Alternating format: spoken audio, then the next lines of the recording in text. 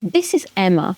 At just 3 years old, she was spelling words like dinosaur, but at the same time, she was struggling with things that most 3-year-olds were developing already. Her communication was limited, her play was rigid, and her food was extremely restricted. And everyday skills like the awareness of being wet or soiled weren't developing in the usual way. It wasn't one thing, it was a pattern, and this is how autism looked like for Emma at age 3. In this video, I'll be discussing the autism signs at age 3. However, I do have other videos on my channel, so if you're interested in even earlier signs of autism, then head to our channel and check them out. The first sign was communication. And this is such an odd one because we're not just talking about a speech delay here. We're talking about fundamental differences in communication. So Emma has nonverbal autism and she hasn't really used any speech until the age of 5. However, as a 3-year-old, she could say many, many, many words. For example, as she was spelling out the words, she could say bird or car or anything like that, and she would sing nursery rhymes. But none of these were functional communication. And what I mean by that is that Emma didn't use a single word to ask for anything she wanted or anything she needed. She just couldn't use the words.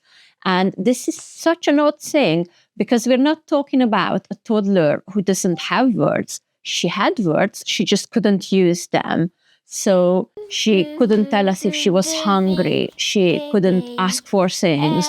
She couldn't tell us anything at all. She made no attempt at verbal communication. And to someone on the outside, it might look like a typical speech. She's singing songs and she's repeating all these phrases she heard on TV. This is not functional communication. Even though she knows these words and she can pronounce these words to herself, she did a lot of scripting, she had a lot of echolalia. She couldn't use any of these words. So nonverbal autism doesn't necessarily mean that the child can't make any sound, can't pronounce any words. It means they cannot communicate verbally. Communication isn't just about talking, it's about using the language with a function, with a purpose. There is no point in being able to sing all the nursery rhymes or recite her favorite TV program if she can't even say yes or no to a simple question, let alone an open-ended question, and she can't even tell us if she's hungry or if she needs anything. And I'm going to make another video about the difference between a speech delay and autism. I just briefly wanted to touch on this. A typical toddler with a speech delay would try to get your attention and they try to tell you what they want and they would try to share their experiences with you. Even though they wouldn't have words or they wouldn't develop the speech yet, they would point at things and they would try to show you. So they wouldn't just lead you by the hand. They would try to point at things like, that, I want that, even without the words. They would point it out. Or if they see something that interests them, they would try to get your attention and share the moment with you. But we've had none of that with Emma. Yes, can I help you? What do you want? Do you want to do some widgets? Yeah? Okay. And an important thing to note is that Emma wasn't refusing to use the language. She literally couldn't do it because she didn't know how. And this is still to this day a big, big struggle for her. She only has a very, very limited speech at the age of almost 8 years old. Just to kind of explain it in terms of a real-world example, I would sit in the living room and I would try to have a chat with Emma. I try to ask her questions. I try to connect with her. And then she would come sit on my lap and then she would just start to sing the same nursery rhyme over and over and over again. I'm not even sure if she understood a word I said to her, but she had no way of answering to me. The only attempt Emma made at communication was that she occasionally would grab my hand and pull it towards something she wanted or needed.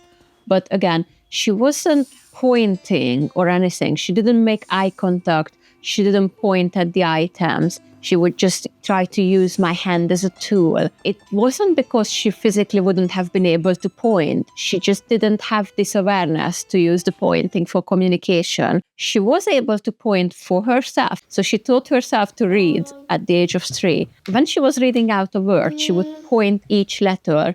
For example, when she would read the word "and," she would point at the letters A, and T, and she would pronounce that and point at the same time. But it wasn't shared attention. She wasn't pointing to show me. She was just pointing for herself as she was reading out the letters and then the word.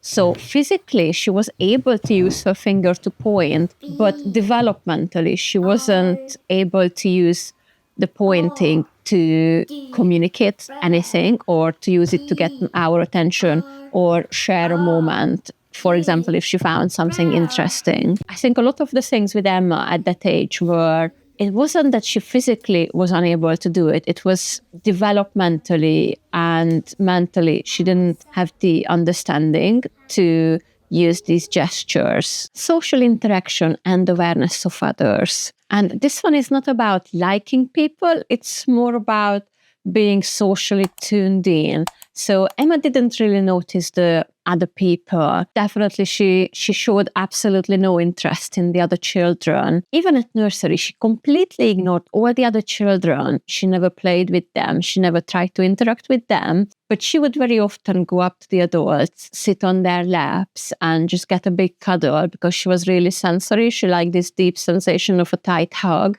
And she would go to the adults occasionally to lead them by the hand if she wanted a snack or something. It's like she's had this old soul. She did show some interest in the adults, but absolutely no interest in the children. And also she wouldn't respond to her name. So when we tried to get her attention, it was really, really difficult. And she was just kind of locked in her own world, but she wouldn't mind the other children being there as long as they didn't really bother her much. And another big thing is this social imitation. So she never really done these big facial expressions, and she wasn't pulling any silly faces, or she wasn't fooling around or anything. She had this very limited facial expression since she was born. As I talked about it in a lot more detail, I think in her baby video, she did have some smiles, but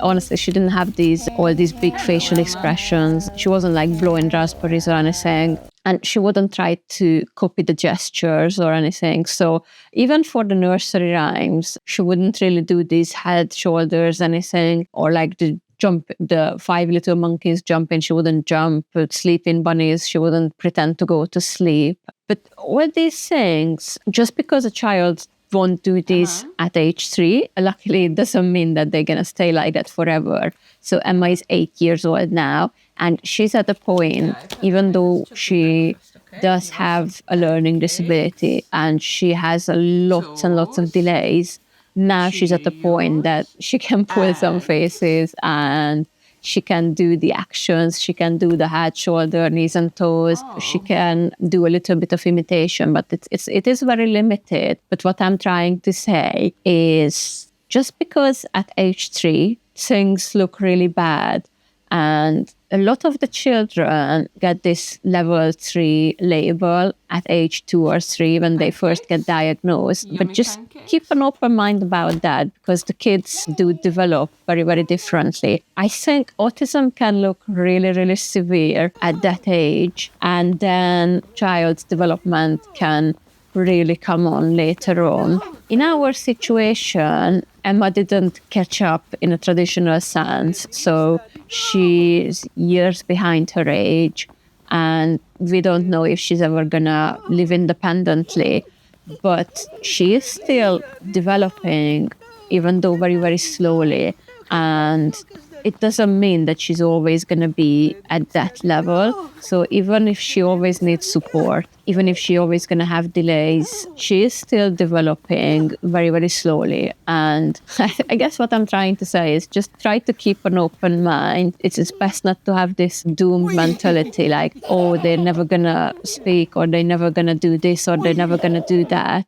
and then just kind of deciding not to expose the child anything to, because they wouldn't cope or they wouldn't understand or they wouldn't be able to handle the situation. So Emma's speech is extremely limited. She still struggles to follow instructions, but we still put her into tennis lessons, for example, to get her to get used to being in a team and taking turns and practice cueing and a lot of other things that I'm explaining in this video. And also with the gestures, she wouldn't be waving hello or goodbye at that age. Hi, Emma. Did you come to say hello? Hello. Hello, Emma.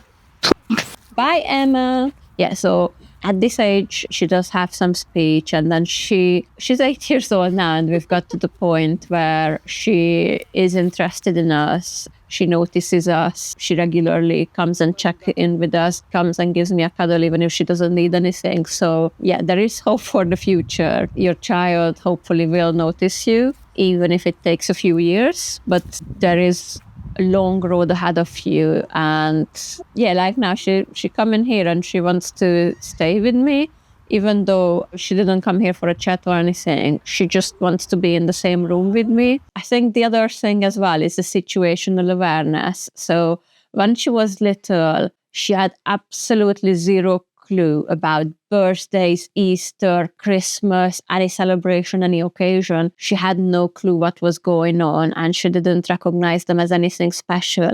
And I was always telling to myself, oh, she's too little for this. Maybe next year she's going to understand. She's only 1, she's only 2, she's only 3.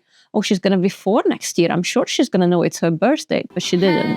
And honestly, by the time she was like 5 years old, I gave up. We still had her birthday party and everything, but I felt defeated. Like, what's even the point? She has zero clue what's going on. She doesn't know it's a birthday. She doesn't know it's Christmas. We celebrated Christmas, and then 4 months later in April, she started to sing Merry Christmas or something like that, So she had absolutely zero clue what was going on with the occasions. Even on her birthday, we would have some friends over. We sing happy birthday to her, giving her presents, a cake, everything. And she would just stand there and just stare blankly in front of herself, having zero clue what's going on, what's the point, what's happening. And again, this is the point where I'm going to tell you to just hold on. It really is just take some time, and it's very likely that your child is going to have some awareness of these events sooner or later. For us, it was later. So I think she was about 6 years old when she first had a clue that it's her birthday.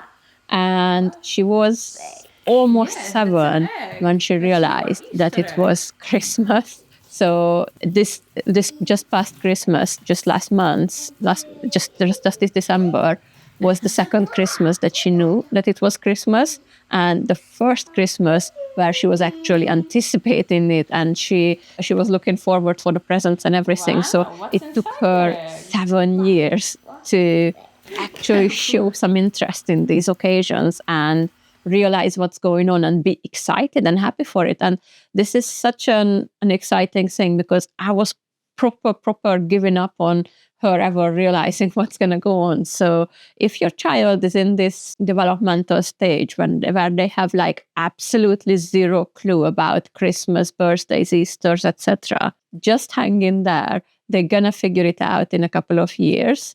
And I know it's heartbreaking, but when you're so into these things and you want to share these holidays and occasions with your child, and then they have no clue what's going on, but just keep doing it and just take some photos and videos, and the repetition, maybe a month before their next Christmas or a month before their next birthday, show them the videos and the pictures from the previous year, and they might remember, they might start to connect the dots, or they might need another year or 2 to do that. But just keep doing the repetition. And even though it takes time, just keep doing it. And what I would just say, just don't give up on that kid. Even if they have zero clue what's going on, if you just give up on them and just say, what's the point? They don't know what's going on. Then by the time they would realize what's going on, then you might not bother putting on a party for them or anything. My advice is just do everything as you would do for your neurotypical child if you have one, or for a neurotypical child if you would have one. We only have the one child, but we still make every occasion special for her. We did the same even when she didn't know what was going on. The next sign was Emma's play and her intense special interest. Emma was so obsessed with the letters and the numbers that she actually taught herself to read and write at the age of 3. Obviously not writing with her hands. She didn't have the fine motor skills to do that. She really did try on the chalkboard, but she couldn't form the letters, and it did make her very upset. But when I mean taught herself to write, I mean she could use the letters of the alphabet in the form of like blocks, and then she could make out words with these blocks or foam letters, or she could actually type on a computer. So it was actually amazing, and she could actually read words, and it wasn't just like sight words. She would spell them out letter by letter and then pronounce the word. All of this was self-taught, so she was just so interested that she actually taught herself to spell and taught herself to read out these words. And it wasn't just an interest, it was borderline obsession. So she was just so into these letters that it completely took over her world. She wouldn't even play with any toys that didn't have anything to do with letters or numbers. In my previous video where I showed Emma's autism signs at age 2, she was still playing with the toys, even though not as a typical child would, but she would line up the toys. For example, she would go to her toy kitchen, she would take the toys out, line them up, etc. But by age 3, she was so obsessed that unless it had something to do with letters or numbers, she would very rarely touch the toys. And I tried to get her to do some role playing. I've got her various dollies and everything. But the one thing was with Emma that she was absolutely freaked out by interactive toys. So I tried to get her this baby Annabelle doll that would crawl on the floor and make some sounds and things. When Emma saw it, she was proper freaked out. She just picked it up, put it back in the box, and then she tried to wrap the box back up. She wouldn't let me take the doll out of the box. And eventually I made a little bed out of the box, put a tiny pillow in it, and then put it up on a shelf, put the dolly in it, and then she would let me keep it there. And occasionally I would sneak the dolly out of the box and put it on the floor, turn on the function so the dolly would start to crawl. And at first Emma wouldn't notice, but when she noticed that the doll was crawling on the floor, she would put it back straight into the box, or she would just take it out of the room and close the door. She wanted to have nothing to do with that doll. And after a couple of days, we actually had to remove the doll from the house because she got so upset. But this is not just a doll. So I think the doll was kind of creepy to her, which I get it, I understand. But she had this thing with the toys that made a sound. So previously, she loved the toys with sound. So at the age of 2, she would still play with the toys that would make a sound. And especially as a baby, as I showed in my baby video, she loved the toys that made sounds. But by the age of 3, she would get really, really distressed. So I took her to the shops because obviously she couldn't tell me what she wanted. So when I wanted to buy her toys, I would have to take her to the shops and let her choose. Otherwise, there was no point in buying it because she wouldn't touch them. We went to the shop and, for example, she picked up this big fire engine.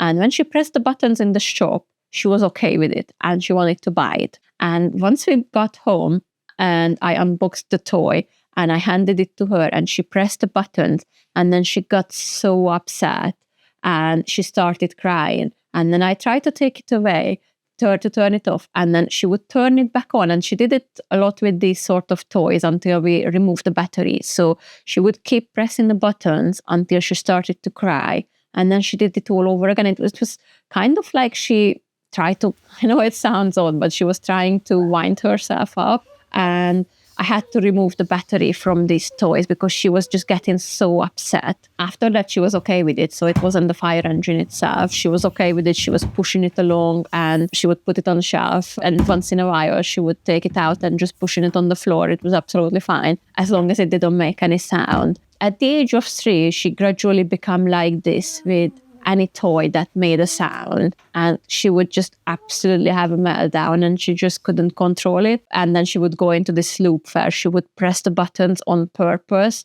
and until she cried, and then she would just do it all over again. So we had to go and remove the battery from any toys that made a sound. And moving forward, we did not buy her any more toys that made a sound. So her play was really, really limited and mostly focused around these letters and numbers. And once we were out in the garden, she would play on the slide or this tiny four-wheeled bike as well. Apart from that, she wasn't really interested in any other toys. So it was really, really, really limited. And we did limit the screen time at that age. She very occasionally would use her iPad or my computer. But again, she would mostly use these just to go into the search function and just type the letters of the alphabet. Or she would try to type some words, or she loved this vowel song, A-E-I-O-U. And then she would go to the Google, type in these vowels and click on the YouTube video about this song. So it was really cool. But at the same time, it was really odd that she can't even tell us if she's hungry or she needs food, but she can actually look up a video on YouTube that she's interested in. This was a very, very unusual development. And another thing with her play is that she didn't do any small word play. She didn't play with the little figures. And she didn't do any pretend play. So, for example, a typical 3-year-old would try to feed a teddy bear or feed a dolly or pick up something and pretend it's a phone or anything like that. She's had none of that. But again, this is one of those things where I can tell you that there is hope at the end of that tunnel. So Emma is 7 now, almost 8. And now she did start this small word play about a year ago. So she's absolutely obsessed with the Peppa Pig toys at the moment. And she can kind of play out these scenes that she saw in the actual cartoon. And she has all these Peppa Pig playground bits and the dollhouse and everything. So all these things that she was supposed to do at the age of 3, she started to develop some of these play skills at the age of 7. If you're in this situation with your child, someday, a couple of years down the line, they might start doing these things.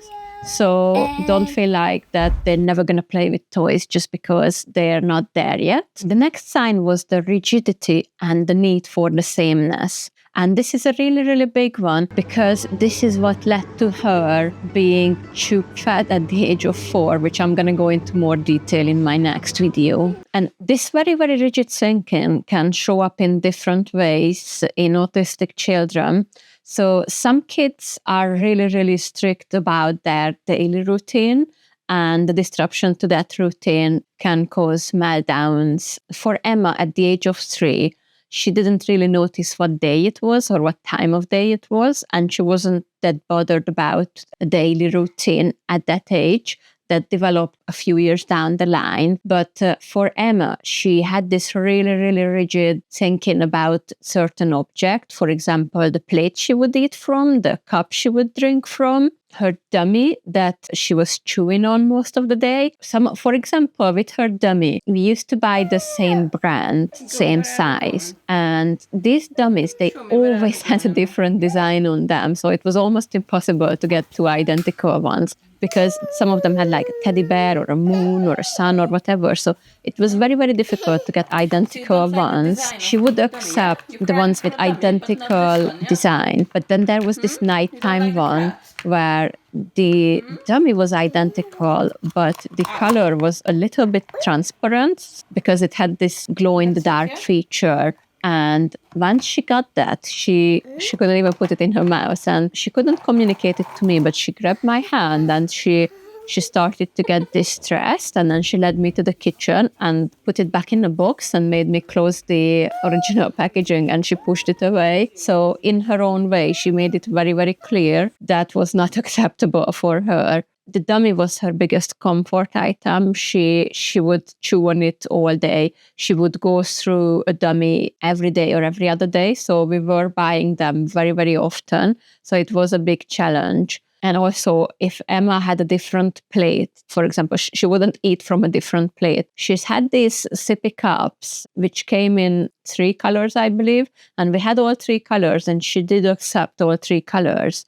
But the thing is with these companies, they keep changing things, and they changed the color of these bottles to some pastel colored ones. and she wouldn't have them. So she wouldn't drink. And then she would get dehydrated and then she would get into the hospital. And from the age of 3, her hospital visits kept increasing because she would very, very often get dehydrated. And it would get to a point where she would need IV drips. After a while, these get out of stock, and then I couldn't get them anymore. And it was a really, really difficult time to transition her into these proper water bottles with sports caps, these little water bottles with the sports caps that she's using till this day. But again, that during that transition, she had to be hospitalized again because she was refusing to drink. And once we managed to get her to at least squirt the water from a bit of a distance to her mouth, and then she accepted those bottles. But then again, the same thing happened. So this company, again, the water bottle company, so it was similar to this bottle, just a smaller one with the sports cap. So what they kept doing, they kept changing the color of the cap on the bottle. And it's so weird because at first it was dark blue, and then they made it light blue, and then white, and then a different shade of white. And she just couldn't cope with all these changes. It might sound silly to some people because it's the same bottle, same cap, just a different shade of color. But she did pick up on it, and she did refuse to drink by the time she got 4 years old. And she was very poorly as well with chickenpox. So when this change happened with the bottle, and just sort of everything happened at the same time, and she was having none of it. And she had to be put on nasogastric tube. But again, this is something that I'm going to go into another video because this is a really, really big topic. And this is to do with her food sensitivity as well as her rigidity with the cups and the bottles. But a lot of these factors together led to a point where she was tube fed from the age of 4 to 5. This rigid thinking in autistic children, it's not about a preference. This is a must. So they would rather go without if they can't have that exact same one. I think it's borderline OCD at this point. It overlapped with Emma's extremely restricted diet as well. It was the same with the foods as well. It had to be the same food in the same packaging. And if the company changed the packaging, then she wouldn't have it. I think I would recommend to parents with children who has this really, really rigid thinking, before this could develop, especially if your child's diet is starting to get restricted, I think what's a really, really smart trick around this, to transfer the food from the container into a plate before giving it to a child, before this rigid thinking sets in. So if you think your child is autistic, you could start to do this around the age of 1, or as soon as you start the weaning. That might be the best to do it from the time they're weaning. So for example, a little pot of yogurt, I would recommend putting it into a plate and then give it to a child from a plate, not from a yogurt tub. Even with the drinks, not from a bottle, from a cup, whatever food they're preferring, even if it's a crisp that they like, put it in a plate, give it to a child like that. Because these companies, unfortunately, most of these companies, they keep changing the packaging, and this could really set the children off. And it could lead to a food refusal so serious, a drink refusal so serious that the child end up hospitalized. Like it was many, many times the case for Emma. And eventually she ended up on a nasogastric tube. So I would really, really recommend, and I wish I would have done that from the age when she was younger, to just hide all the packaging and just show her the food on the plate so she doesn't see the packaging, and hopefully she doesn't realize that the packaging has changed. So this is something that you might want to consider trying with your own child before it gets to the point that they starve themselves. The next point is the repetitive behavior, mostly the stimming. I did go into a lot of details about stimming in my previous video about autism signs at age 2. But again, this is something that carried forward to age 3. Emma's main stimming has always been the vocal stimming, all these high-pitched sounds that she makes and all these deep hummings that she makes throughout the day. There are these other types of stimming that she did do at that age. There's this flapping hands, spinning around, rocking back and forth. So all these things that On its own, it doesn't mean a child is autistic. So, for example, even a neurotypical child, sometimes they get so excited during the play, they might start to do a rocking motion like this. On its own, it doesn't necessarily mean that they're autistic. But I would say that with these repetitive behaviors, these stimmings, I would look at the frequency and the duration of these. So is it something that your child does all day long, or is it something just occasionally when they get so excited? Stimming is a good thing. It can help the child regulate their emotions as long as they do it in a safe space. For example, with the spinning, it can be dangerous because they get dizzy and then fall over and they could bump into things and hurt themselves. But as long as they do it in a safe space, I wouldn't be too worried about it. The next sign would be meltdowns and regulations.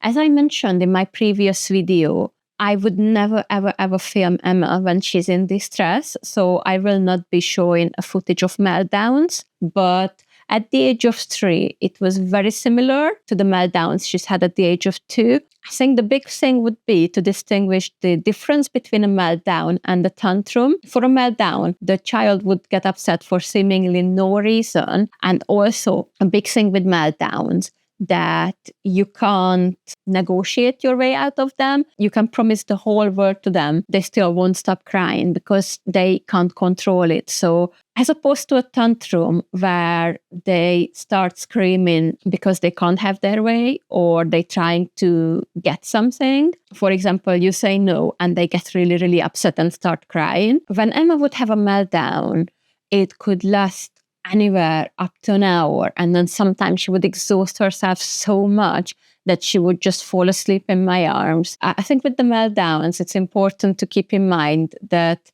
the child is not doing it to get their way. They're not being naughty. They literally can't control their emotions. And the best thing to do in this situation would be to just keep them safe. And also with the meltdown, very often we would have no clue what happened, why she was having it. But with the tantrum, it's very easy to tell if they want something or if they were told no to something. And it's over pretty quickly within maybe minutes, as opposed to a meltdown where you're just, oh my God, what happened? What can I do to help? I don't understand what's going on. And it's just going on and on and on and on for like an hour or more sometimes. And at the end, the child is just completely exhausted, sometimes even falling asleep from exhaustion. It is a big difference between the two. So the next big sign is the sensory differences. Some autistic children are sensitive to certain smells or sounds like Emma. Some children might not like to be touched. A lot of children struggle with certain clothes or materials or the label inside their clothes. Like she would be really upset if the washing machine was on. So still to this day, we can't put the washing machine on when she's at home or only when she's upstairs and all the doors are closed and she doesn't realize that downstairs in the kitchen there's a washing machine going, because she would get really upset. And also the vacuum was another one. So for example, as a baby, she loved the sound of the vacuum, but by the age of 2, 3, she was absolutely even terrified if she saw a vacuum. These things are changing all the time. New sensitivities develop and tolerance is being built up, at least with the vacuum. Now we've got to the point in these past few years that she's not bothered at all if I'm vacuuming. So I'm not sure if it's like a frequency of the sound or something. It's definitely not the volume, because an interesting thing is at the age of 3, Emma wouldn't be bothered by loud noises. So for example, I took her to a park where we watched a massive fireworks show. She was asleep next to me on a picnic blanket while these big loud noises were happening as the firework was going on, and it was like a 20-minute fireworks show, and she slept through the whole thing. It's the certain sounds or certain frequency that really, really hurts her ears. And the good thing that could help with coping is ear defenders. So from the age of 3, Emma has been regularly using her ear defenders. But again, it's very much on her own terms. So for Emma, this is not something that she needs the whole day. and she's able to attend her special needs class without her ear defenders most of the time. But in certain situations when we go out, she does need them. And even at home, if we have to use, for example, a drill or anything, or we know there's anything going to go on in the house that's going to have sort of a mechanical voice, then we're going to give her the ear defenders before it becomes a problem. Sometimes it's not enough, but sometimes it does help. And I think that's how we managed to get her to let us do the vacuuming as well. But unfortunately, with the washing machine, we can't have that on even with the ear defenders. The food is a really big one for her. The sound is a really big one for her. But on the other hand, she's not bothered about clothes and she loves the touch. She loves the tight hugs. It is really, really different for each child. And also another one for Emma is the textures. So her food sensitivity is also related to the certain textures. And she has this awareness of these wet and sticky foods. Even things like yogurt, she wouldn't even touch it for years. And then we had to try for her to stick one finger in it and then put the finger in her mouth. And then we tried like that for 6 or 8 months. And then slowly, over a year, we got to a point then she would let me spoon feed her 1 spoon of yogurt. I'm going to go into it a lot more detail in my video about ARFID. So just keep an eye on the channel. But I just wanted to touch up on it, the texture sensitivity, especially when it's combined with this rigidity around certain plates and certain packaging on the food and everything. It can be devastating for a child to have all these things all at once. The next big sign is body awareness, more specifically the awareness of being wet or soiled. For a typical 3-year-old, they would start to realize that something is going on when they do a wee or a poo. They would start to notice that they've done something. They might hide in a corner or hide behind the door when they're doing a poo, and they start to notice that something happened there. But Emma had none of that. She had absolutely no clue what's going on. Typically, children start potty training at the age of 3, and we did try it with Emma as well. We introduced her the potty from the age of 1. She had always had a potty in the room, but she never bothered with it. And at the age of 3, we tried this 3-day potty training. The way it's done, on the first day, the child is undressed from the waist down, and the parent has to be really tuned in and try to catch the wees and the poos, pop the child on the potty while they're doing the wee. We did try this with Emma, but we didn't manage to catch any of her wees. So I was really dedicating my whole day to just sitting there with that potty with my hand and waiting for Emma to start something so I could pop her on the potty quickly. And what happened is she was walking around, knocking the 2 toys together and bubbling to herself. She just walking in a circles and in her tippy toes and just making these sounds or reciting some things from the cartoons. And as she was walking around, the only thing I can compare it to, like a horse, she was dropping the poo on the floor. So she absolutely had no idea that she was pooing. And as she was walking in front of me, I could see the poo dropping on the floor. I couldn't believe it. And I tried to quickly pick her up, put her on a potty. She wouldn't stay there. She would just walk away and wee and poo as she was walking away. And she would just be like, and just walking around. And she had absolutely no idea what happened, zero awareness. And we did try this for a few days. And then I just said, no, this is not working. She's very clearly not ready for this. So we did have to leave it for another time. And eventually, she started to be aware of this at the age of 5 when she was still nonverbal. And we did manage to potty train her at the age of 5, even though she had no functional speech at all. So this is something I'm going to make a whole video about, how we potty trained a nonverbal autistic 5-year-old. So if this is something you're interested in, just keep an eye on the channel. The next sign was no awareness of danger.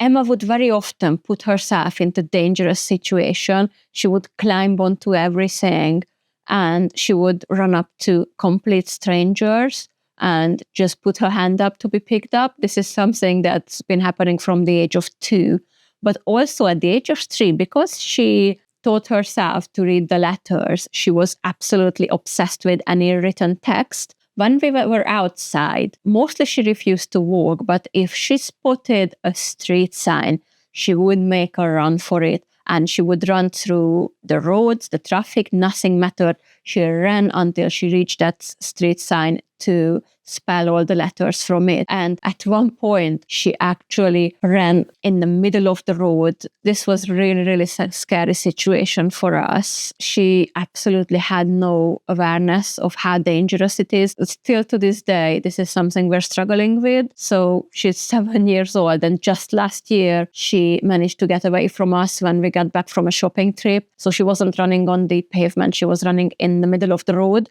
It's lucky we're living in a quiet street, because it could have ended in a disaster. For Emma, she literally needed 24/7 someone watching her, because she would put herself into so dangerous situations. Even at nighttime, she would try to open the window, climb on the cupboards, run up and down the stairs. It was so scary, because she would wake up and she get bored. She would go in the bathroom, climb in the bathtub, put the plug in, open the water on herself and things like that. It's proper dangerous. Someone recommended us to get a lock for her door, but we can't do that. First of all, I would never lock her up. And second of all, even if I would decide to put a lock on her door, she would get so upset. She wouldn't stay there, and she would scream so much. Probably someone would call the police on us. So that was not a solution as well, especially not in the middle of the night. So at that age, what we could do is put a toddler bed into our room next to our bed, and then we would close our bedroom door and put an alarm on it so we could hear if she tries to leave the room, because we just couldn't take a chance leaving her alone in another room. Even things like the washing machine, even though she was terrified of the washing machine when it was on, if the washing machine was off and it didn't make a sound or anything, she would actually climb inside the drum of the washing machine to rock herself with the drum, kind of use it like a swing. This is another thing. It's really, really dangerous. She could get herself locked in there. So imagine a situation where you can't even pop to the bathroom by yourself. You have to take your child with you,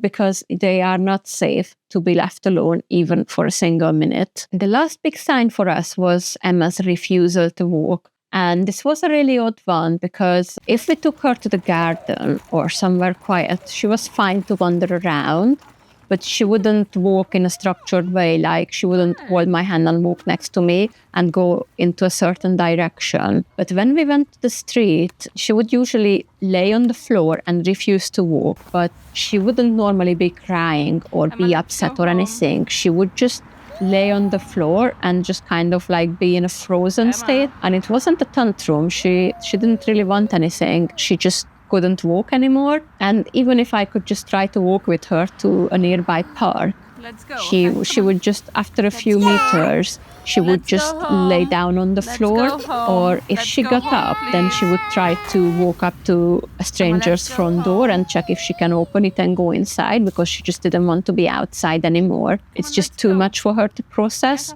And then she would just shut down and stop walking. And I would try to get her up, but she wouldn't. And I couldn't even pick her up, because she would completely relax her muscles and just lay still, completely still. At the age of 3, she outgrown her regular buggy. So we had to get a proper disability buggy from the wheelchair services. And she's been using this for a number of years. It's definitely a big help, because she doesn't need to walk outside when she simply can't. And it also keeps her safe from putting herself in these dangerous situations. By the time Emma was 3 years old, these differences didn't just show up in one area.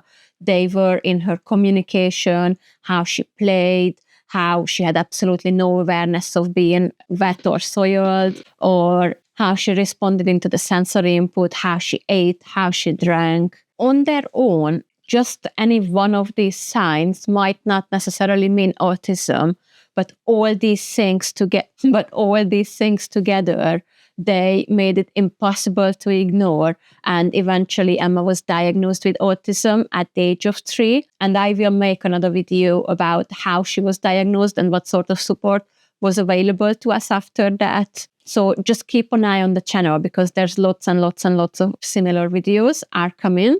And at the same time, Emma did have some strength. She literally taught herself to read and spell. It wasn't that she couldn't learn. It was that she was developing very, very, very differently. And she needed her own individual approach. But for now, this is what autism looked like for Emma at the age of 3. And as you can see, Emma is 7 now, almost 8. So there's lots and lots and lots more experiences that we can share, what sort of things you can expect developmentally from an autistic child. If you found value in this video, then consider subscribing to our channel for more SEN-focused family content and to see all these upcoming videos. See you in the next video. Mommy, Yes? say bye. Bye. Do you want to press the red button? Press the button.